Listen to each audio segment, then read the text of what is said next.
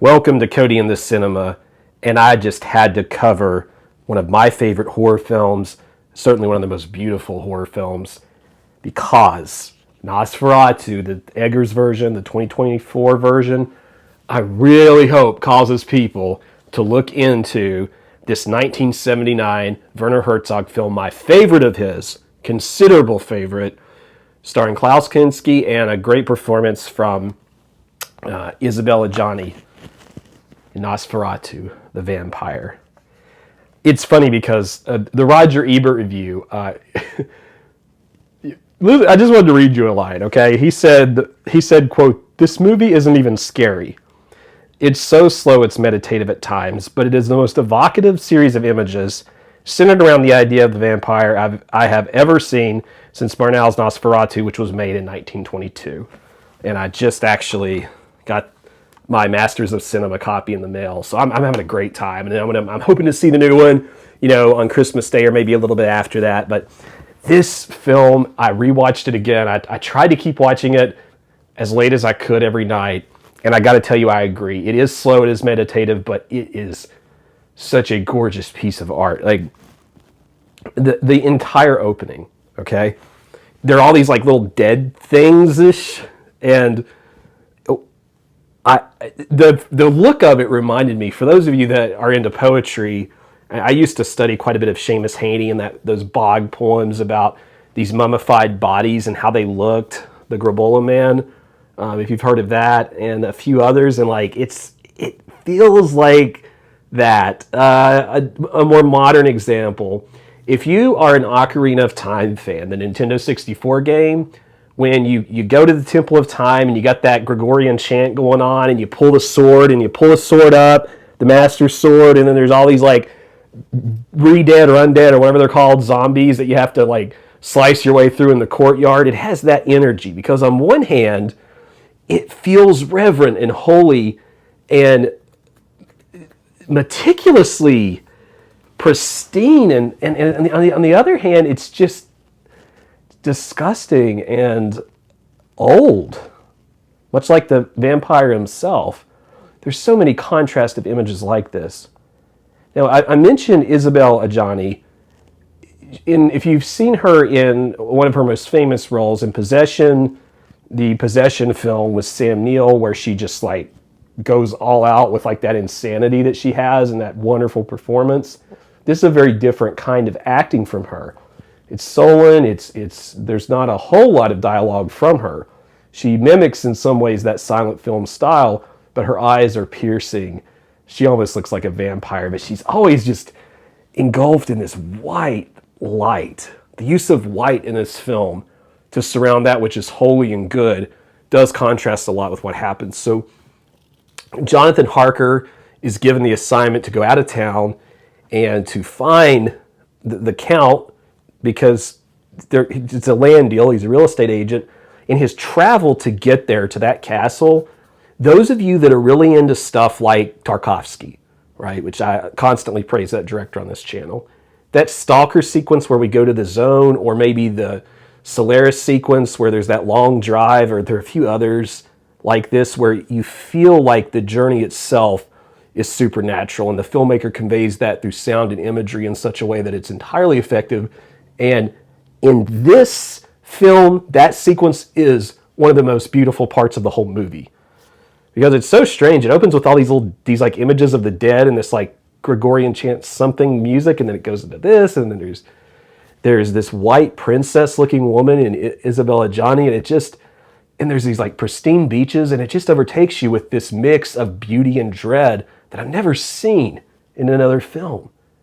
And when you get to the castle and you meet Klaus Kinski, you might be expecting that Klaus would have played this like he did some of his other characters, or had some of that energy that he's famous for with Werner Herzog, that like yelling and that violence and that, because I don't know if you don't know this, Herzog and Kinski, they had a relationship. It was scary, but for the most part, he's just plays this character, this vampire that's so old and so actually jaded, okay? Not like teenager jaded, but this creature that has lived far beyond what is natural. And you get these great shots in the castle. There's one where the camera is far up above the dinner table, and it's kind of angled at a distance, and you see Jonathan Harker trying to eat, and then he's like looking over at the vampire, and the vampire is just waiting for the blood, you know? It's terrifying. And for all the praise that Max Schreck rightfully gets for his role in the 20s version, I like Klaus's even better. Just I do. I think it's just so on the nose, on the point, and the whole castle. It's the interiors. There are scenes in those interiors when I felt like I was watching something like Day of Wrath or The Passion of Joan of Arc, one of those kinds of movies. There is quite a bit of German impressionism or expressionism. I think I said that wrong as well going on in here. And it's bizarre and twisted and beautiful. When he sleeps in that bed in that room and he wakes up and there's the cobwebs in the windows and like there's this little boy playing an instrument, it's truly unsettling. The film makes great use of the rats concept as well when that part of the story comes along. Bela Tarr fans, if you are getting into the Werkmeister Harmony stuff, if you're into kind of like that anarchy side of that film, you'll probably enjoy the rat segments. Even the rats are white and kind of beautiful in their own right. Moreover, the color purple in this film. There is a wonderful shot early on when these little kittens are like climbing over some books. And there's the little purple locket with Isabel's character, and then Jonathan Harker has to take that with him, and he wants to get home, and he only has his locket, and he's going insane, and he can't get back to his lady in white. But the vampire is totally creepy around her. All right, there's a scene. There's a scene in here. One of the scenes where a vampire is feeding. And I hadn't noticed this my first time watching. The creature looks so pathetic and so old yet, yet old yet kind of infantile, that it's almost like this inverse, perverse, like antichrist figure sucking off the energy of the innocent pathetically. Religious overtones everywhere throughout the film.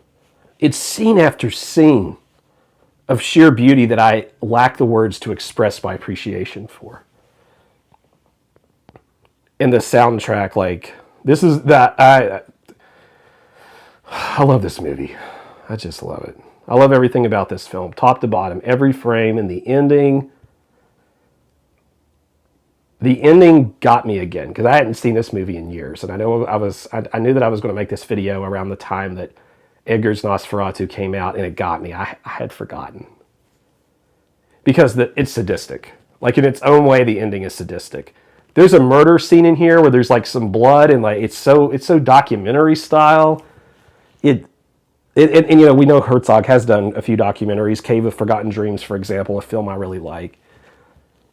And it leaves you so unsettled, and then in the next frame you'll be like, ooh, that's pretty. It's a phenomenal film, and it is on Tubi right now, as of the time of this video. The quality, the version I had, I think, yeah, it's just a standard Blu-ray from Scream Factory. And I think I had to get this, like I said, off of eBay. Shout Factory, yeah. It's a good one. If you're into artistic films that aren't necessarily all that scary, with scary moments, I mean, there's a moment where he charges a character, Max does, not Max Schreck, gosh. The Count does, and, you know, it's creepy.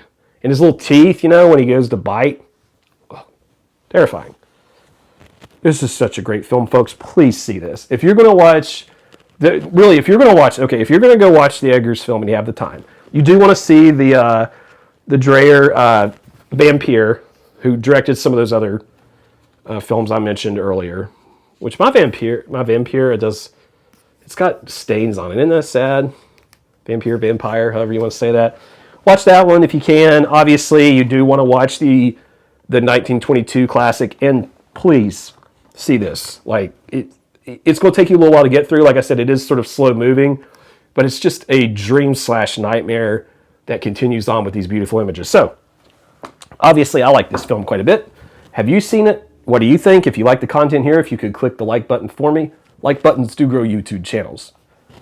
Also, just any thoughts you have about this mythology in general would be great to hear. And we will see you next time on Cody in the Cinema.